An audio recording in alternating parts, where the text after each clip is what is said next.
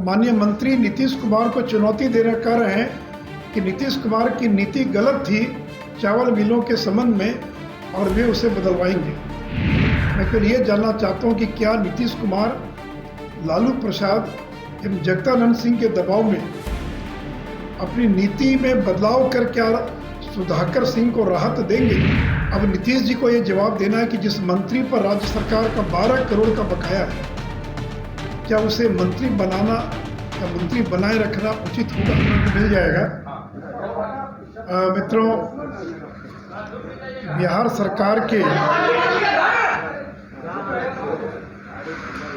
सरकार के वर्तमान कृषि मंत्री और राजद के विधायक श्री सुधाकर सिंह, जो राष्ट्रीय जनता दल के जो प्रदेश अध्यक्ष हैं जगता बाबू, उनके सुपुत्र हैं और रामगढ़ से विधायक हैं। श्री सुधाकर सिंह की 2 राइस मिल है कैमूर जिले में, सोन वैली राइस मिल और सुधाकर राइस मिल। 2013 में जब नीतीश जी बिहार के मुख्यमंत्री थे और आज भी मुख्यमंत्री हैं, तो राज्य खाद्य निगम कैमूर ने सुधाकर सिंह पर रामगढ़ थाने में एक एफआईआर दर्ज कराई। एफआईआर का डिटेल मेरे हैंडआउट में है। इस एफआईआर में सुधाकर सिंह पर आरोप लगाया गया था कि कुल 5 करोड़ 31 लाख रुपए का गबन किया गया है।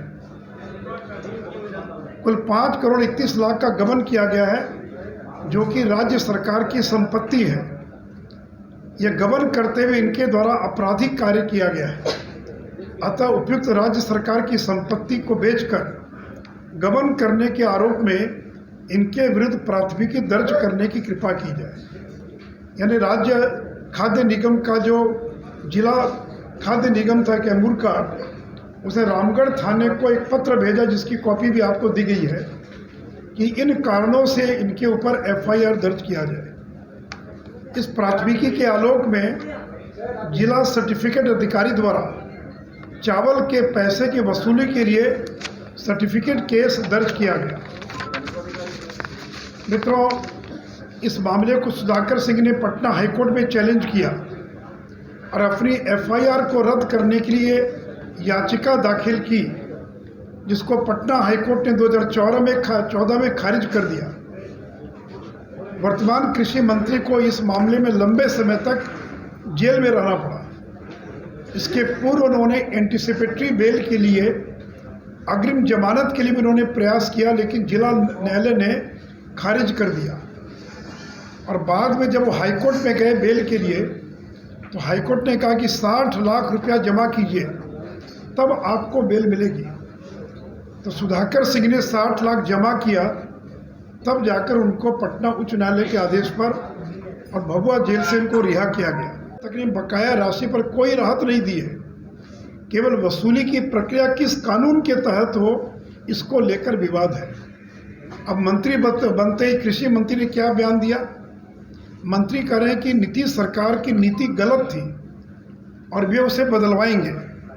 यानी 2012 से लेकर आज तक जो नीति थी बिहार सरकार की, और बिहार सरकार सुप्रीम कोर्ट तक लड़ती रही इस मामले को लेकर।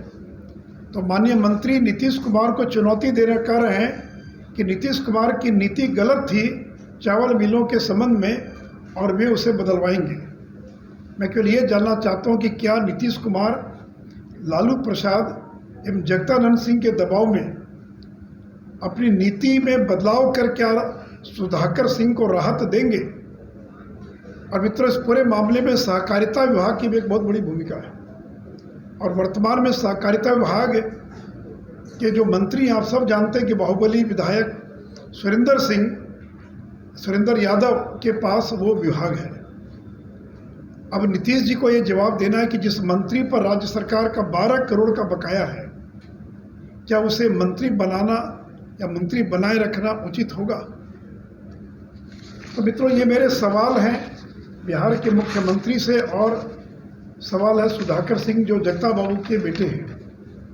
राष्ट्रीय अध्यक्ष ने अपने दोनों बेटों को मंत्री बनवा लिया और प्रदेश अध्यक्ष ने अपने तीसरे बेटे को मंत्री बनवा लिया। मित्रों, एक और कागज है इससे डॉक्यूमेंट के साथ, इस मामले को इन लोगों ने ये चुनौती नहीं दिया है इस मामले को कि हम पैसा देंगे कि नहीं देंगे। ये जो पैसा था 5 करोड़ से ज़्यादा, इसकी वसूली कैसे की जाएगी, इसको लेकर विवाद था। तो अभी भी सुधाकर सिंह का राज्य सरकार पर 5 करोड़ 31 लाख और अगर 12 साल का ब्याज जोड़ लें तो 12 करोड़ से ज़्यादा का बकाया है। सुप्रीम कोर्ट ने कोई ये जो बकाया था उसको माफ़ नहीं किया है, केवल वसूली की प्रक्रिया क्या होगी इस पर केवल उन्होंने स्टे लगाया है। तो ये तो हो गया इस घटना का बैकग्राउंड। में कुछ सवाल पूछना चाहता हूँ कृषि मंत्री से। कृषि मंत्री बताएं कि उनके ऊपर राज्य सरकार के 5 करोड़ 31 लाख के गबन के आरोप में FIR दर्ज है कि नहीं है। दूसरा, इस गबन के आरोप में उन्हें जेल में रहना पड़ा था या नहीं रहना पड़ा था। क्या यह सच नहीं है कि सुधाकर सिंह ने FIR को रद्द कराने के लिए पटना हाईकोर्ट में याचिका दाखिल की थी जिसको कोर्ट ने खारिज कर दिया था। क्या यह सच नहीं कि आपकी एंटिसिपेटरी बेल को जिला न्यायालय ने खारिज कर दिया था। क्या यह सही नहीं है कि श्री सुधाकर सिंह को 60 लाख जमा करने पर बेल मिला था। क्या यह सही नहीं कि ब्याज सहित 12 करोड़ रुपया बिहार सरकार का बकाया है या नहीं। बताएं सुधाकर सिंह कि बकाया है कि नहीं बिहार सरकार का। हाँ, तो अगर बिजली का बिल भी बकाया है, पानी का भी बकाया है, टेलीफोन का भी बकाया है तो बिहार सरकार वसूली की कार्रवाई करती है। तो ब्याज सहित 12 करोड़ रुपया बिहार सरकार का बकाया है कि नहीं है।